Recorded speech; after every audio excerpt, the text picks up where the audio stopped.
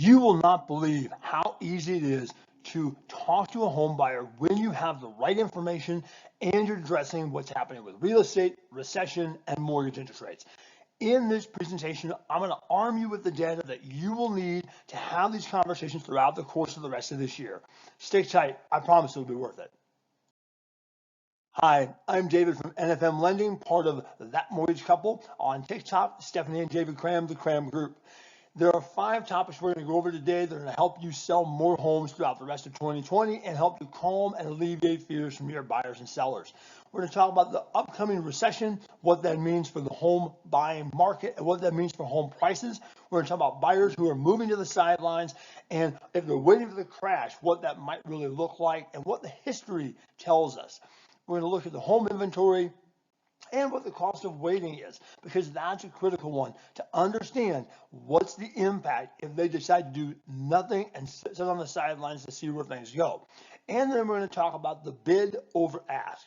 Obviously, there are more properties selling today for the listing price, but there is still that time that you have to be able to overcome that with your buyer. Unemployment rates and recessions. That is the real key, is how do those things interplay and affect the housing market? Well, when you start to look at unemployment, unemployment does rise during times of recession. Now, we know we're looking at a recession in the next year to 2 years. That's just going to happen. So as we look at that, we're going to see unemployment rise. So we're going to hear a lot of news about that. But that's really a good thing for our economy, because look how tight our labor market is today. So having a little more people unemployed is certainly hard on them, but it is a good thing for us, historically speaking, because that puts it in a more balanced position as to where we've been. Now, yeah, we might start to see a spike in unemployment, but how does that affect the overall housing market? So let's digest that looking at mortgage interest rates first. Mortgage interest rates are a commonality that you hear discussed all the time. Well, I'm going to wait and mortgage interest rates will come back down, or home prices will come back down. We'll get to home prices here in a minute. But mortgage interest rates, you can look historically since 1970. In 1970, rates were 7.5%. They increased over the next 10 years up to 18%. Then they dropped back into the 7s again, into the 11s, into the 10s. And then it wasn't until we hit the period of about 2008 where we started to see them come down in the 6% range. Now we're looking at them drop below 5 in 2010, early 2011. And it wasn't until 2011 that we started to see them drop much below that. So we have to help people back up a little longer in history and say, the history that we saw for the last couple of years, even though you might be first in the market and you've only looked at interest rates for a couple of years, is not indicative of where it's been historically. Where it's been historically is where we are today. If you start to look, taking out that 18% average, the 18% high, if you start to look at that average starts to fall more than around 6-ish%. And yes, it makes the cost of owning a home more expensive today. But we're going to get to that when we start to compare that against renting. Oh, but goodness gracious, you say, David, home prices absolutely going to fall. They always fall during a recession, right after a recession. Let's take a look at that. Every recession since 1960 is highlighted in dark blue on the graph.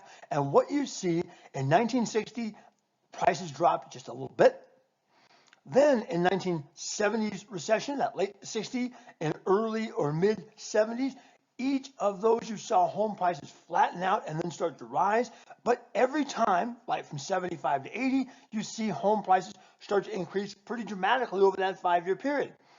Now in the 80s, we had a couple of recessions there, and yet home prices continue to rise. As we look between about 84, you start to get into that, and 90, home prices are continuing to rise. They flatten a little bit in the 90s, only to go flat and then rise again going into 2000. As we look at home prices then leading up to the crash in 2008, what you start to see is this really artificial bubble. The artificial bubble happened because we started speculative lending in about 2004, 2005. That speculative lending put people in homes that shouldn't have qualified. That does not happen today. So what you've seen drive this kind of demand over here from that 2012-ish time frame forward is you've seen those home prices grow because demand has grown and inventory has been too tight. During this period back here, home builders stopped building.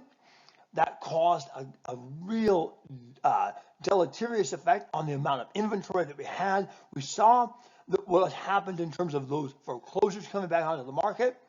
Now, where people might be scared is right up in here, right? What's happened the most recent couple of years? Well, the most recent couple of years, we've seen a big increase. So is that going to drop back down to here, right? Is it going to come back down 10%, 15, 20%? Well, let's say it came back down 5. I'm going to show you here in a couple of slides that even if it dropped by 5, you're still in pretty good shape depending upon how long you plan on being in the home. So overall, recessions are not big impacts on home prices. So clearly I'm preaching to the choir. On this one, there was a ton more inventory back in 2007, 3.7 million homes. As of the last data I have, we had 870,000 homes for sale. So the difference of those, about 3 million homes, that is the difference that borrowers are seeing and home buyers are seeing because they're out there going, this is harder to qualify for and it's harder to find a house. Now, yeah, home inventory is starting to come up, but starting to come up by what? That is the key question. So as you start to see all these articles that we're fighting against, where people are saying, well, clearly there's a ton of homes coming onto the market, maybe I should wait. Well, yeah, sure, maybe you can. But the difference was about 3 million, and at the same point in time, we're also experiencing the millennials that came and said, I want to start buying houses. And that's happened back in here. So as they started to come into the market, home builders were not building enough, and then were coupled with a perfect storm leading into where we are today for very tight home inventory. So as we were saying, what was the difference in the number of households? Well, the total number of households, there were almost 14 million more households today looking to buy homes than there were back then. So let's say we cut that number in half. Let's say half of those people all of a sudden can't qualify or go away. There's still 7 more million households looking to buy homes. And there's 3 million approximately fewer homes. If we take that math and we continue to whittle it down, we're still looking at a long period until that balance comes in the supply and demand curve. But let's look. Let's say the person still wants to wait. Hey, that's okay. It's going to cost you some money. Let's look at what that means.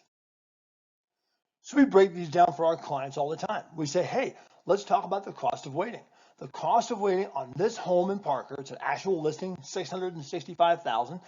If you decided to wait a year, you're going to miss out on 5.66% of appreciation. That's based upon historical averages. That's not based upon the last year or the last 2 years. That's looking at a much longer time frame and what's anticipated for the course of this year.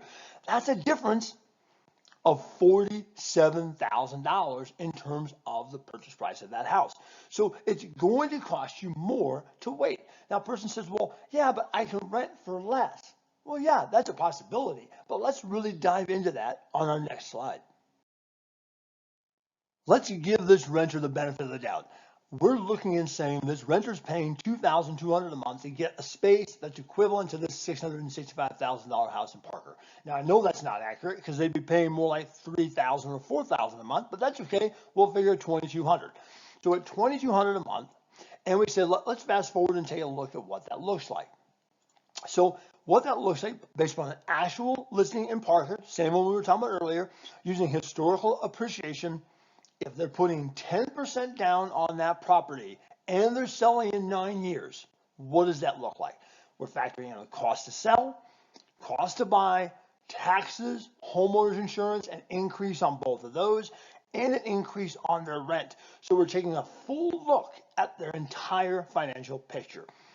When you look at that, yes, they're putting out more money, and that's what most people see. They're having conversations with you going, yes, it's more expensive. Yes, 100% it's more expensive. I'm sorry, that's how the math works out. But $157,000, that's what you're going to spend, $157,000 more. And that $157,000 more, for what gain do you get?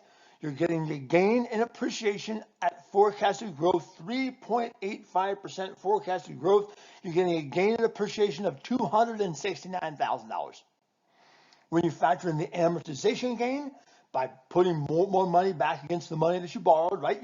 You're lowering the amount and gaining in your amortization schedule. You gain $101,000. You combine the two of those and subtract off the $157,000 that you paid more. You still have $151,000 gain. So in 9 years, yes, you've paid out more.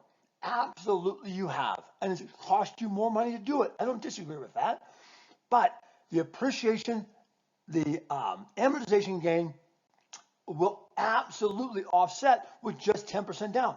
Now, I know what you're saying. You're saying, well, not all my clients have 10% down. Maybe they only have 5. Let's take a look. Okay, let's go even more the benefit of the doubt. Same property in Parker, historical appreciation the same. Let's put 5% down now, and let's only use rent at $2,000. Now, again, rent increases over time. Property taxes increase, so we factored in all that, factored in the cost to sell, cost to buy. You still have a $210,000 additional outgo over that 9 years, but you're gaining $269 in appreciation. You're gaining another $106 in amortization. The net of those two is you're still $106,000 richer. That's why home purchases make sense for people. Let's say the home price fell back in that period. Let's say somewhere in that 9 years it fell back by 10%. That's a $66,000 fallback from their initial price. They'd still be netting $40,000 in 9 years after having factored all the cost to sell and the cost to buy. So as we start talking to buyers, that's the kind of conversation that digs in and really hits deep. But let's take one more slide. Well, certainly not all homes are going for over the asking price today, thank goodness, but we are still seeing some. So in this case, actual listing in Parker, let's say you had to pay $20,000 over the listing price.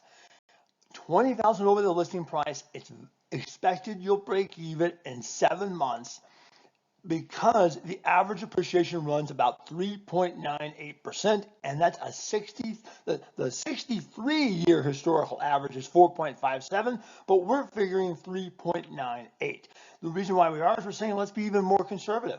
So you still are breaking even in 7 months with $20,000 over. So as I said at the start, how can we help you? First, we can get you a copy of this presentation that you can co-brand on your own, or we can do it together. We'd be happy to come and talk to a sales team meeting if that would be of interest. Second, we can break apart any parts of this presentation that you can put and hand out in flyers to give to your potential prospects.